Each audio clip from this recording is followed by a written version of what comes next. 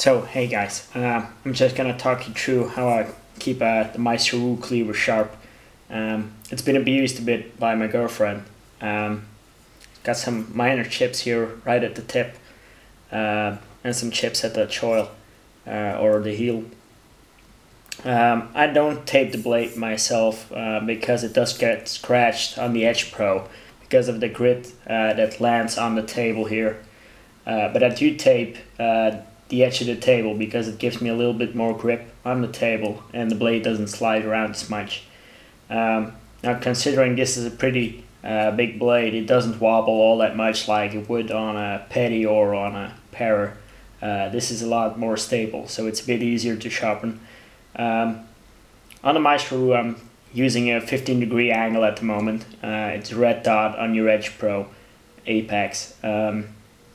You can get away with a little lower angle if you put on a small secondary bevel or a convex edge. But I'm using Chaucera stones at the moment. These are available from Chef's Knife to Go or from Ken Schwartz or Chendi. And they're very fantastic quality. I flattened them before use, so that's not the dull part. The dull part is seeing me sharpen. Just mount the Edge Pro blank in the Edge Pro. Make sure it's clean. What I do after I sharpen one side, I always put my stone down this way so it doesn't land with the stone on the tape, so you don't get any grit contamination. That's pretty important because otherwise if you get a 3K grit into the 5K stone, it's going to leave errant scratches and you're not going to know what happens. I already set the angle so it's perfect for the knife. You do have to color the edge with marker every time you switch to another stone, but that's an entirely different story. So what I typically do is start with a 3K, do around 20 strokes. I don't really count them. I always lose track of my thoughts here. But well, you can do that. I don't really find it all that necessary, but perhaps you do that. So I'll just start sharpening.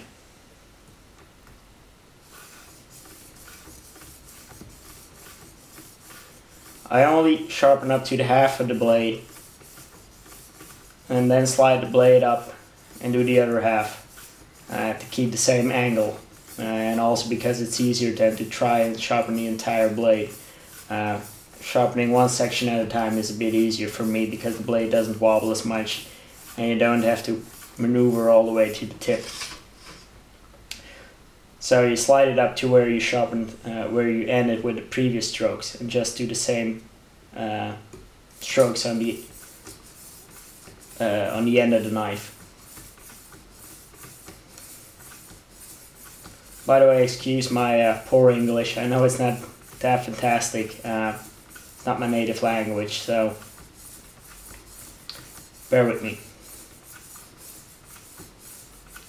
If the stone gets a little dry, as you can see, it's getting a bit clogged because I only soaked it for a couple of minutes. It should soak for 5 to 10 minutes before. Just use a couple of drops of water and that'll help sharpening again. I don't really take the slurry off because that actually helps a bit with polishing, and it does help to get a better edge.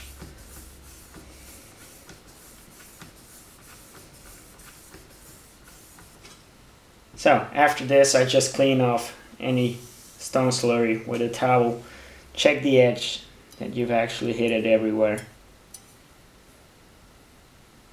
You can feel a very slight burr of the 3K stone. It's not that big, but it is there.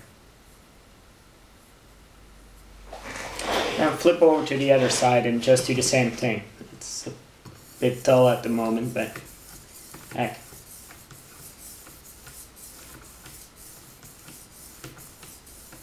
Well, that was a very bad pun, I just realized. Sorry guys.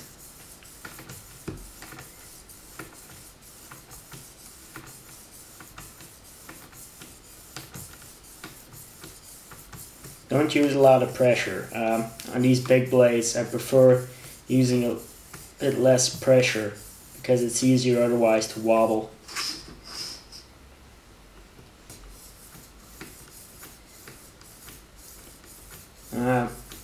about pressure, if you're sharpening or new to sharpening, don't use too much pressure, especially on diamond plates. Getting the big scratches out of the knife that the diamond plate left are a pain in the ass to get out, so try to avoid it and let the plate do the work. Actually, I'm just using my thumb as a guide. I'm not really putting any pressure on it. So that's it. As you can see, I didn't really count. If you count it, you probably notice that it's not even. I'll just run my finger across the blade, my fingernail, just to see if there's any dings left. There's not. What I use is this deburring block from Chef's Knives to Go. I think Mark included it with an order one time. I don't know if they still have them or he still sells them. Otherwise, you can just use some end grain willow or even a cork. Works pretty well and it's cheap. So I just drag it across the edge of the deburring block. Don't mind if it skips. Just light strokes, you don't really have to cut into it. That's it. After this, just take off the 3K stone. Clean it off. Don't want any black residue on the stone before you store it. And take the 5K out of the water. Just place it back in here. Now the advantage is that I got these from Ken, and they're all the same thickness, or approximately the same thickness. Now if you sharpen a lot, the stones will wear out, so you have to flatten them and they start having different thicknesses. So with each stone you have to use the marker on the edge, because otherwise you're not going to hit the edge probably, and it's going to save you a lot of time. So put it back on there, just see if it hits it. This needs to be raised a little bit, not all that much.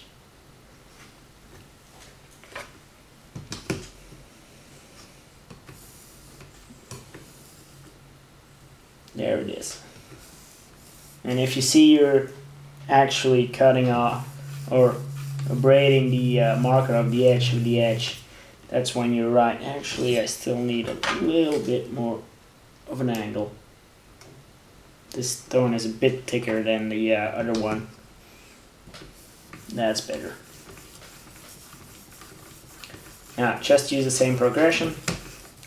What I tend to do is not go in sections, so when I sharpen, I'm not sharpening this section first and then going all the way like this onto the next section. I try to use big sweeps. For me it's easier and it gives a better scratch pattern that's easier to take out. Especially on coarser stones it's easier, and it saves a bit of time. Also, you're using the entire stone or almost the entire stone except for that little section there, so you don't have to flatten them all that much. And just use a couple of drops of water. The stone's drying out. And go to the next section.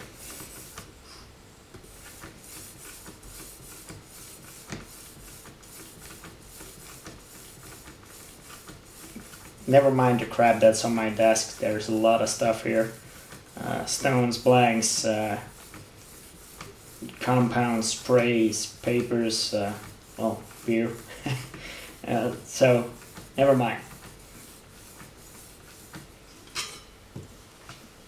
So, clean off the edge with your towel like you did before.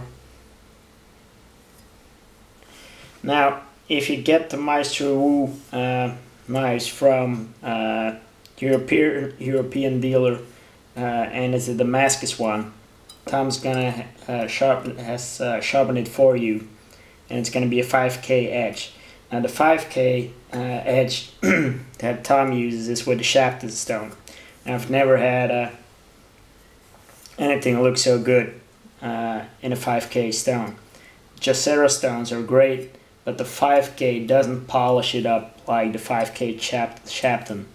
What you really need is a 5K Shapton if you want that, or the 8K Nanoa Snow White stone. They're also available for the Edge Pro, and they're great. I'm just inspecting the edge here, see if it reflects my thumb everywhere, see if I didn't miss a spot. It looks good. Okay, so flip it over, same as you did before. Wet the stone before. Put it in on the table, and just do the same progression as you did before. This video is unedited, so it's all one take.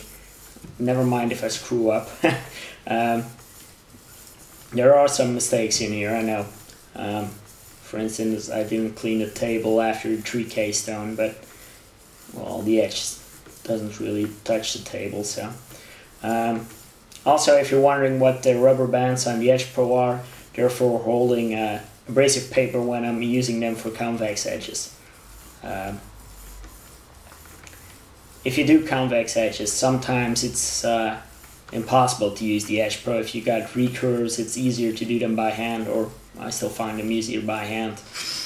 If you don't do convex edges, well, then you don't need them. For straight convex edges, like for instance a Bark River Tusk, or yeah, this cleaver in one of the convex, it's pretty easy to use this device, even if it's designed for V-bevels. It's actually easier than doing it by hand, because you always have the same pressure, the same weight of the arm. While if you're using or you're doing it by hand, the weight of the knife is always different. So you never really know what angle or how much pressure you're using. It's easier with this one. So that's it. Clean off the edge like you did before. Look if you didn't really miss a spot. Probably did, like I did here at the tip. Just give it a couple of sweeps. Let's see. That's better.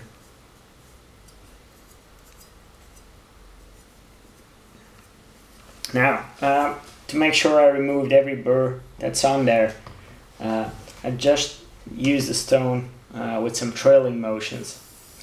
So one stroke, move up the blade, another stroke, flip it over, and do the same. Now at the 5K stone, you really shouldn't have any burr left.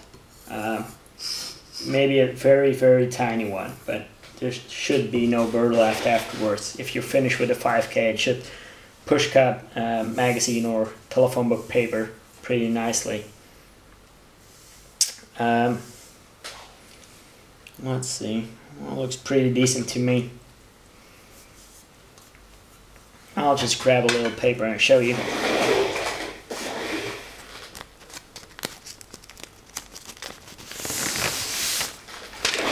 So this is regular yellow pages and a Maestro Wu cleaver. So this is what it should do of the 5K Chaucera stone. If it doesn't, you did something wrong. Probably you didn't get the angle right, or you didn't get it on the edge of the edge, or you left a burr. Now if you go up to 5K, you really shouldn't have a burr, as I mentioned earlier.